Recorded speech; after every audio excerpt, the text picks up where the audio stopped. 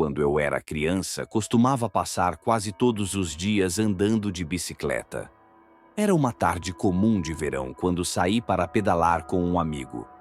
Eu tinha 8 anos e, juntos, percorremos o bairro, correndo de bicicleta e parando para comer. Após algumas horas, meu amigo teve que ir embora. Ainda tinha um pouco de tempo, então decidi pedalar sozinho. À medida que continuava, percebi que o carro estava me seguindo. Fiz uma curva à esquerda, depois à direita, tentando despistá-lo, mas o Volkswagen continuava perto. Lembrei-me do que meu pai sempre me dizia sobre segurança e o que fazer se me sentisse ameaçado. Pedalei mais rápido, tentando me distanciar do carro. Foi então que o carro parou ao meu lado. Um homem saiu. Ele era barbudo, com roupas sujas que pareciam não ter sido lavadas há dias, e tinha um cheiro muito forte. Apesar de tudo, me esforcei para não ser rude e não cobrir o nariz. Ele ficou a uma certa distância, agachado, e perguntou se eu estava bem. Respondi que sim, que estava apenas andando de bicicleta, mantendo meus olhos fixos nele, tentando entender suas intenções. O homem então disse que era amigo dos meus pais e que eles o haviam mandado me buscar para me levar à casa da minha avó. Mas minha avó já tinha falecido há 5 anos e eu sabia que ele não estava dizendo a verdade. Mesmo assim, acho que naquela idade eu não acreditaria nele de qualquer forma, principalmente porque meus pais jamais seriam amigos de alguém com aquele cheiro. Chamei-o de mentiroso e comecei a pedalar o mais rápido que podia. Enquanto eu fugia, ele tentou agarrar meu braço, mas já havia colocado distância suficiente entre nós para escapar de seu alcance. Pedalei direto para casa, sem olhar para trás para ver se o carro ainda me seguia. Só conseguia pensar no homem e no que poderia ter acontecido se eu não tivesse escapado.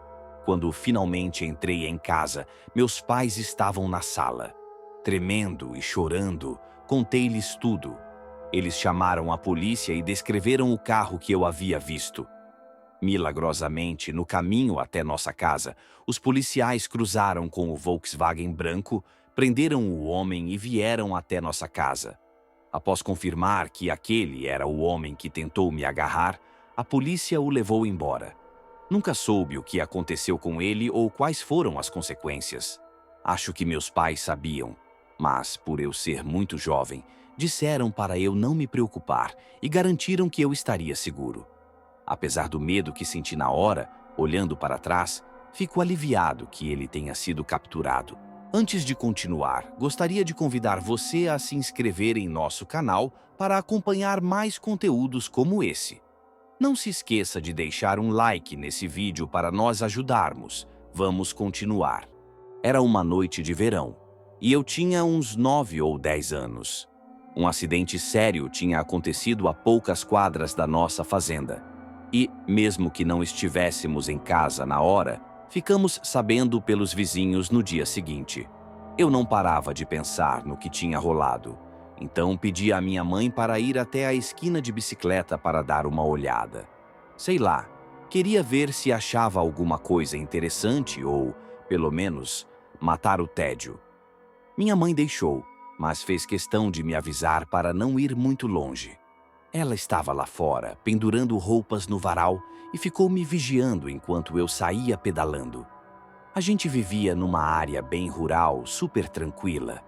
Meu irmão e eu andávamos por aí de bicicleta o tempo todo, sem nos preocupar com nada. Chegando na esquina, desci da bicicleta e comecei a fuçar nos restos do acidente.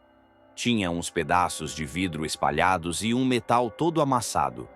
Eu não entendia nada de carros, mas achei legal dar uma olhada. Estava nessa, mexendo nos destroços, quando ouvi o barulho de um carro se aproximando. Era uma perua azul escura. Dentro dela tinham 2 caras que pareciam ser bem mais velhos, talvez na faixa dos 40 anos. Assim que olhei para eles, senti um frio na barriga. Algo neles não parecia certo. Um deles abaixou o vidro e me perguntou, com um tom estranho, qual dos 2 eu achava mais bonito. Foi aí que minha mente gritou: sai daí agora! Pulei na bicicleta e comecei a pedalar como se minha vida dependesse disso. Porque, na real, talvez dependesse mesmo. Enquanto eu tentava fugir, olhei para trás e vi que eles tinham virado o carro para me seguir. Entrei em pânico, comecei a gritar o mais alto que podia, torcendo para minha mãe me ouvir. E graças a Deus ela ouviu. Vi minha mãe vindo na minha direção, correndo, com um olhar que misturava confusão e desespero. Os caras ainda estavam atrás de mim, mas, quando chegamos perto da entrada da nossa casa, eles pararam. Acho que viram minha mãe e ficaram com medo. Eles frearam do nada, deram meia volta e sumiram pela estrada de cascalho. Eu só parei de pedalar quando cheguei bem perto da minha mãe. Ainda ofegante, contei tudo o que aconteceu. Ela ficou super nervosa e ligou para a polícia na hora. Os policiais vieram, mas, para ser sincero, não tinha muito o que fazer. Contei o que lembrava do carro e descrevi o rosto dos caras, mas era pouco para eles encontrarem alguém. Até hoje não sei o que aconteceu com aqueles dois, e isso me deixa com um pouco de arrepio. Foi bizarro perceber que algo tão assustador podia acontecer tão perto de casa, no lugar onde eu sempre me senti seguro.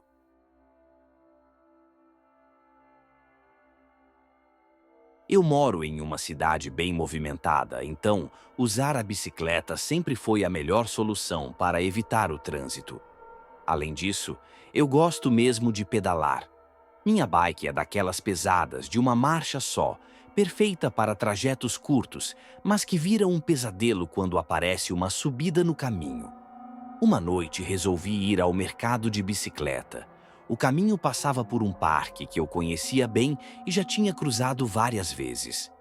Tudo parecia tranquilo enquanto eu pedalava pela trilha de terra que rodeia o parque.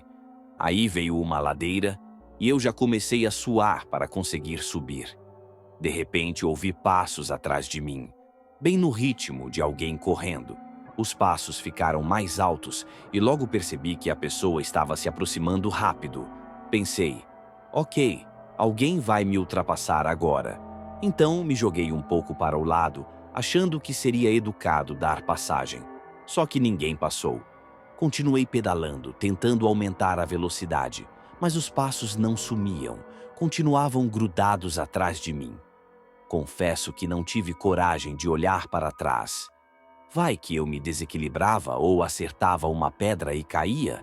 Então tentei diminuir bem a velocidade, esperando que a pessoa passasse logo. Nada. Finalmente decidi sair da trilha e ir para a grama. Parei e me virei, já meio irritado, pronto para encarar quem estava me seguindo. Só que não tinha ninguém.